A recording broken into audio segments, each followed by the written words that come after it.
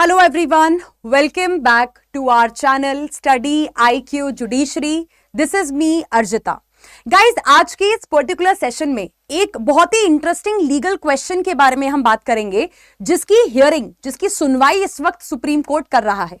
तो supreme court के सामने सवाल यह खड़ा हुआ है कि अगर कुछ लोग जाके एक मस्जिद के अंदर में जय श्री राम चिल्लाते हैं तो क्या यह एक अपराध माना जाएगा, और अगर माना जाएगा तो कौन सा अपराध माना जाएगा। बस इसी चीज की सुनवाई सुप्रीम कोर्ट कर रहा है। तो एग्जैक्टली ये मुद्दा सुप्रीम कोर्ट क्यों पहुंचा है और अभी तक सुप्रीम कोर्ट ने अपनी इस सुनवाई में क्या कहा है, ये सारी चीजें आज के सेशन में हम समझेंगे। बट बिफोर दैट, तो गाइज अगर आप इंस्टाग्राम या टेलीग्राम यूज करते हैं तो आप मेरे साथ कनेक्ट कर सकते हो on both the social media platforms, ताकि आप अपने डाउट्स, अपने क्वेश्चंस यहां पे पूछ सकें, प्लस सारी इंपॉर्टेंट अपडेट्स आपको यहां पे मिलती रहें। और एक सबसे जरूरी चीज का ध्यान रखिएगा कि 21 तारीख से स्टडी आईक्यू जुडिशरी का एक नया बैच शुरू होने जा रहा है जिसका नाम है एकलव्य बैच। तो अगर आप किसी भी स्टेट जुडिशरी एग्जामिनेशन की तैयारी कर रहे हो देन आप इस बैच को ज्वाइन कर सकते हैं, जिसमें हम प्रीलिम्स टू इंटरव्यू कंप्लीट तैयारी आपकी करवाते हैं। प्लस ये बैच इंग्लिश और हिंदी मीडियम दोनों एस्पिरेंट्स के लिए है। बैच की फीस है 29,999 और बैच को ज्वाइन करते वक्त आपको सिर्फ मेरा ये डिस्काउंट कोड याद रखना है विच इज ARJ, यानी कि मेरे नाम के स्टार्टिंग के 3 अक्षर। अब देखिए, पहले आप ये समझ लीजिए कि ये एग्जैक्टली मुद्दा, ये इशू सुप्रीम कोर्ट कैसे पहुंचा। तो देखो, हुआ ये था कि 2 लोग हैं, नौशाद सकाफी और एक और इनके साथी थे। इनका कहना था कि भाई एक दिन हम दोनों लोग जो बदरिया जुम्मा मस्जिद है उसके अंदर, उसके ऑफिस, जो मस्जिद का ऑफिस है, हम वहां पे बैठे हुए थे, ठीक है। और रात में लगभग 11 बजे के करीब क्या होता है कि कुछ अनजान लोग इस मस्जिद के अंदर में घुसते हैं और जय श्री राम के नारे जो हैं वो लगाना शुरू कर देते हैं। तो मतलब इन्होंने अपनी FIR में ये बताया कि जब हम मस्जिद के ऑफिस में बैठे हुए थे उस समय रात में ये कुछ अनआइडेंटिफाइड, कुछ अज्ञात लोग मस्जिद के अंदर घुस के आए और इन्होंने जय श्री राम के नारे लगाना शुरू कर दिए, ठीक है। इसके साथ साथ जय श्री राम का नारा लगाने के साथ साथ इन्होंने ये भी कहा कि भाई हम मुसलमानों को शांति से नहीं जीने देंगे, पीस को नहीं जीने देंगे, ठीक है। अच्छा, जब तक ये लोग नौशाद सकाफी और उनके साथ जो बाकी लोग थे, जब तक ये इन आइडेंटिफाइड लोगों को पकड़ पाते या इन तक पहुंच पाते, ये लोग जो है 2 व्हीलर गाड़ी पे बैठ के भाग गए, है ना। तो अब हुआ ये कि जो मस्जिद में CCTV फुटेज लगे हुए थे उसे यहां पे एग्जामिन किया गया और CCTV फुटेज देख के इनको ये पता चला कि अच्छा, कुछ 2 लोग मस्जिद के अंदर घुसे थे और उन्होंने ये जय श्री राम के नारे अंदर लगाए और मुस्लिम्स को हम पीस से नहीं जीने देंगे, इस तरीके की बातें कही, ठीक है। अब इस पूरे इंसिडेंट पे क्या होता है कि रात में करीब 1 बजे, तो मैंने आपको बताया 11 बजे ये इंसिडेंट मस्जिद के अंदर में हुआ था और रात में करीब 1 बजे जो है पुलिस स्टेशन में जाके एक FIR यहां पे दर्ज करवाई गई। FIR क्या दर्ज करवाई गई कि भाई मस्जिद में घुस के इन लोगों ने क्या किया है, क्रिमिनल ट्रेसपास का अपराध कमिट किया है, मतलब सेक्शन 447 है ना, 295A, मतलब मस्जिद में घुस के आपने जानबूझ के मुस्लिम रिलीजन के लोगों की रिलीजियस फीलिंग्स को ठेस पहुंचाने की कोशिश की है। सेक्शन नंबर 505 आपने पब्लिक मिसचिफ यहां पे किया है और सेक्शन नंबर 506 की आपने क्रिमिनल इंटिमिडेशन किया है। तो उन 2 अज्ञात लोगों के खिलाफ, अनआइडेंटिफाइड लोगों के खिलाफ पुलिस स्टेशन में 4 धाराओं के तहत FIR दर्ज करवाई गई। अच्छा, अब जिन लोगों ने FIR लिखवाई, इनका यह भी कहना था कि देखिए, ये जो हरकत की गई है कि मस्जिद में घुस के जय श्री राम के नारे लगाए गए हैं, ये काफी ज्यादा खतरनाक हो सकता था। क्यों? क्योंकि उस पर्टिकुलर एरिया में जहां पे ये अपराध हुआ है वहां पे हिंदू और मुस्लिम कम्युनिटी अच्छी खासी यूनिटी के साथ रहती है ना। अब इस तरीके का इंसिडेंट आप सोच ही सकते हैं, मतलब आजकल वैसे भी छोटी छोटे इंसिडेंट्स पे जो हैं दंगे फसाद वगैरह हो जाते हैं। तो इनका ये कहना था कि देखिए, इस इंसिडेंट की वजह से वो जो शांति, वो जो पीस वहां पे एग्जिस्ट करता है हिंदू मुस्लिम कम्युनिटी के बीच में, कहीं ना कहीं उसे भी यहां पे नुकसान हो सकता था। अब हुआ ये कि भाई इस इंसिडेंट पे जब FIR वगैरह दर्ज हो गई, पुलिस ने अपनी जांच वगैरह जो है वो शुरू करी। तो पुलिस ने अपनी जांच के बाद 2 लोगों को यहां पे अरेस्ट किया, मतलब जो CCTV फुटेज को देख के इनको समझ में आया, उसके आधार पर 2 लोगों को यहां पे अरेस्ट किया गया। अब जिन 2 लोगों को अरेस्ट किया गया, इन्होंने जाके कर्नाटका हाईकोर्ट में क्या किया, एक पिटीशन लगा दी। इन्होंने कहा कि भाई हमारे खिलाफ गलत केस फाइल किया गया है और जो मैंने आपको 4 धाराएं बताई, इन्होंने कहा कि भाई हमने तो ऐसा कोई भी अपराध यहां पे कमिट नहीं किया है। और सरप्राइजिंगली ये होता है कि कर्नाटका हाईकोर्ट जो है इस केस को खत्म भी कर देता है, क्योंकि कर्नाटका हाईकोर्ट ये कहता है कि देखिए, हमारे हिसाब से तो कोई अपराध यहां पे हुआ नहीं। अब पहले आप ये समझो कि कर्नाटका हाईकोर्ट ने क्या कहा। कर्नाटका हाईकोर्ट ने कहा कि देखो आपने एफआईआर लिखवाई है सेक्शन 295A के तहत।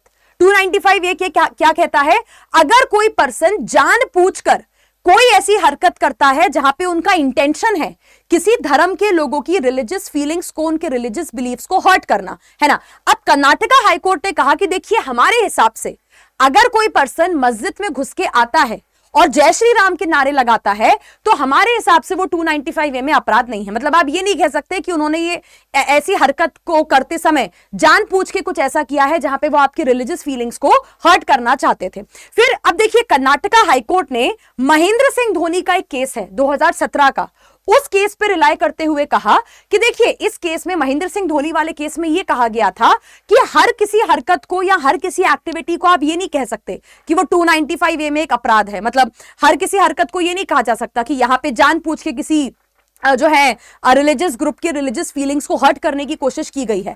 तो यहां पे कर्नाटका हाईकोर्ट ने कहा कि देखो अगर आप महेंद्र सिंह धोनी वाला जजमेंट पढ़ोगे तो इस जजमेंट में यही बात लिखी हुई है कि हर एक्ट को यह नहीं कहा जा सकता कि इस एक्ट के थ्रू किसी धर्म के लोगों की रिलीजियस फीलिंग्स को जो है इंसल्ट करने की या उनके बिलीफ्स को हर्ट करने की यहां पे कोशिश की गई है। मतलब जब तक आप ये नहीं साबित कर देते कि सामने वाले ने जानबूझ के, मतलब डेलिबरेटली कोई ऐसी हरकत की हो जहां पे वो आपके रिलीजियस फीलिंग्स को हर्ट करना चाहता था, तब तक 295A का केस नहीं बन सकता।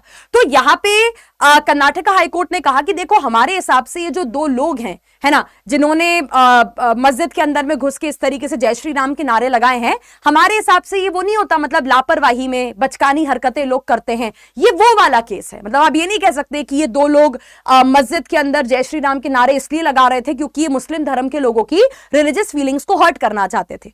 तो इस आधार पर कर्नाटका हाईकोर्ट ने कह दिया कि भाई 295A आईपीसी का केस तो बन ही नहीं सकता। अच्छा, अब दूसरा कोर्ट ने यह कहा कि आपने इनके ऊपर जो बाकी एफआईआर लगाई है, दैट इज सेक्शन 447, सेक्शन 503 की पब्लिक मिसचिफ यहां पे की गई है। तो यहां पे कर्नाटका हाईकोर्ट ने बोला कि भाई हमें तो ये अपराध भी होते हुए नहीं दिख रहे हैं यहां पे। अब कुल मिला के इन दो लोगों के खिलाफ जो ये एफआईआर दर्ज की गई थी आईपीसी की 4 धाराओं के तहत, उन सबको यहां पे खत्म कर दिया, ये कहते हुए कि भाई इन्होंने तो कोई भी अपराध नहीं किया है। अब कर्नाटका हाईकोर्ट का ये जो डिसीजन था इस केस को बंद कर देने का, उस एफआईआर को क्वॉश कर देने का, उसी को सुप्रीम कोर्ट में चैलेंज किया गया। ठीक है, सुप्रीम कोर्ट में जाके इन्होंने ये कहा कि देखो ये जो अपराध है ना, इस अपराध को हुए ज्यादा समय नहीं हुआ था। ये अपराध हुआ था, इस अपराध में जो है पुलिस अपना इन्वेस्टिगेशन कर रही थी, उसी बीच में ये मामला कर्नाटका हाईकोर्ट पहुंच गया और बिना इन्वेस्टिगेशन को कंप्लीट हुए, मतलब इन्वेस्टिगेशन कंप्लीट हो पाता उसके पहले ही कर्नाटका हाईकोर्ट ने क्या किया, केस बंद कर दिया। तो इस आधार पे कर्नाटका हाईकोर्ट के फैसले को सुप्रीम कोर्ट में चैलेंज किया गया कि भाई देखो ये गलत है, मतलब आप कम से कम पुलिस को अपना इन्वेस्टिगेशन तो यहां पे कंप्लीट करने देते। देखो इन्होंने सुप्रीम कोर्ट में जाके कहा कि यह बात क्लियर है, सीसीटीवी फुटेज में दिख रहा है कि दो लोग मस्जिद के अंदर में घुसते हैं, है ना, मस्जिद की प्रेमाइस में घुसते हैं और वहां पे आके घुस के कहते हैं जय श्री राम के नारे लगाते हैं और इस तरीके की जो है बातें कहते हैं कि भाई हम मुसलमानों को जो है पीस और शांति से नहीं जीने देंगे। तो भाई ये बात तो क्लियरली दिख रही है ना। तो इस बात में आप, इस पूरे इंसिडेंट में आप कम से कम पुलिस को उनका इन्वेस्टिगेशन, जांच पड़ताल तो पूरी करने देते, लेकिन उसके पहले ही कर्नाटका हाईकोर्ट ने क्या कर दिया, केस खत्म कर दिया, केस यहां पे क्वॉश कर दिया। तो इनका कहना था कि भाई देखो हो सकता है कि पुलिस अपना एक बार इन्वेस्टिगेशन कंप्लीट करती तो शायद और कोई ठोस सबूत, एविडेंस हमको इन लोगों के खिलाफ मिल जाता जो इन्होंने अपराध किया है उसे साबित करने के लिए, बट आपने होने ही नहीं दिया ऐसा। तो अब ऐसा हुआ कि भाई जब ये मामला सुप्रीम कोर्ट में पहुंचा तो आज सुप्रीम कोर्ट की 2 जजेस की बेंच ने इस मामले की सुनवाई करना शुरू किया। मामला मैंने आपको बता दिया कि जो कर्नाटका हाईकोर्ट ने इस केस को खत्म किया था, बंद किया था, कर्नाटका हाईकोर्ट के इसी डिसीजन को सुप्रीम कोर्ट में चैलेंज किया गया। लेकिन अब देखिए एक इंटरेस्टिंग चीज आज क्या होती है सुप्रीम कोर्ट में। सुप्रीम कोर्ट के जज ने आज खुद, अभी मामले का फैसला नहीं आया है, अभी सुप्रीम कोर्ट सुनवाई कर रहा है और आगे भी करेगा, लेकिन आज की सुनवाई में, आज की हियरिंग में सुप्रीम कोर्ट ने यह कहा कि यार ये बात तो हमें भी नहीं समझ में आ रही कि अगर कोई आदमी मस्जिद के अंदर में जाके जय श्री राम चिल्लाता है तो ये कैसे एक अपराध माना जा सकता है। तो आज बेसिकली अब सुप्रीम कोर्ट ने क्या है कि जो कर्नाटका राज्य सरकार है जहां पे ये अपराध हुआ है उनका जवाब मांगा है कि भाई तुम थोड़ा हमें मदद करो समझने में, है ना, क्योंकि जो पेटिशनर, मतलब जिन्होंने केस फाइल किया था है ना, इनके वकील ने आके कहा कि भाई देखिए कर्नाटका हाईकोर्ट का फैसला गलत था, है ना, और पुलिस ने बस इन्वेस्टिगेशन शुरू ही किया था, महज 20 दिन हुए थे पुलिस को इन्वेस्टिगेशन करे और उसके पहले कर्नाटका हाईकोर्ट ने इस केस को बंद कर दिया, है ना। तो यहां पे आज भी देखिए सुप्रीम कोर्ट के जज ने वही सवाल उठाया है कि हम बात समझ गए कि आपका यह कहना है कि इन्होंने एक मस्जिद के अंदर में घुस के रिलीजियस स्लोगन जय श्री राम के नारे लगाए हैं, लेकिन यह अपराध कैसे हो सकता है? मतलब कहीं ना कहीं ऐसा लग रहा है कि supreme court Karnataka high court की बात से अग्री कर रहा है कि भाई ये कैसे अपराध हुआ। मतलब आप ये कैसे कह सकते हैं कि कोई आदमी अगर मस्जिद में आके जय श्री राम कह रहा है तो उसने ये जानबूझ के किया है कि वो आपके रिलीजियस फीलिंग्स को यहां पे हर्ट जो है वो करे। मतलब ये 295A में कैसे अपराध हो सकता है, ये सवाल आज सुप्रीम कोर्ट ने भी यहां पे पूछा है। लेकिन देखिए अब जो पेटिशनर्स की तरफ से वकील आए हैं, इनका कहना है कि भाई देखिए ये तो अपराध हो सकता है। मतलब कोई आदमी अगर मस्जिद में आके जय श्री राम के नारे लगा रहा है या आप इस तरीके की बातें कह रहे हैं कि आप मुसलमानों को शांति से नहीं जीने देंगे, तो ये कैसे अपराध नहीं हो सकता, बताइए। तो खैर अभी सुप्रीम कोर्ट ने जो है कर्नाटका राज्य सरकार का जवाब मांगा है इस केस में कि भाई तुम थोड़ा असिस्ट करो, हमें समझाओ कि क्या चल रहा है। और अभी जनवरी 2025 के लिए सुप्रीम कोर्ट ने जो है इस मामले को पुश कर दिया है। तो केस का नाम है हादियार अली सीएम वर्सेस श्री कीर्तन कुमार एंड अदर्स, जिसमें सुप्रीम कोर्ट बेसिकली इस इशू पे अपना फैसला सुनाएगा कि क्या मस्जिद के अंदर में जय श्री राम के नारे लगाना या कोई रिलीजियस स्लोगन लगाना एक अपराध माना जाएगा या नहीं माना जाएगा। तो आई होप ये केस आपको अच्छी तरीके से क्लियर हो गया है।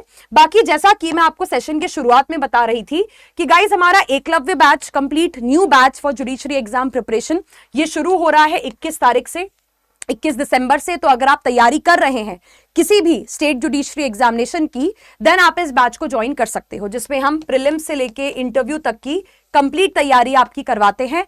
ऑल्सो ये बैच इंग्लिश और हिंदी मीडियम दोनों एस्पिरेंट्स के लिए है, ठीक है। बैच की फीस है 29,999 और बैच को ज्वाइन करने के बाद अगर आप ये चाहते हैं कि आपकी मेंटोर, आपकी गाइड मैं बनूं, देन प्लीज मेक श्योर कि बैच ज्वाइन करते वक्त आप इसी डिस्काउंट कोड ARJ का इस्तेमाल कर रहे हैं। So thank you so much once again guys, take care, all the best for your preparation, bye bye.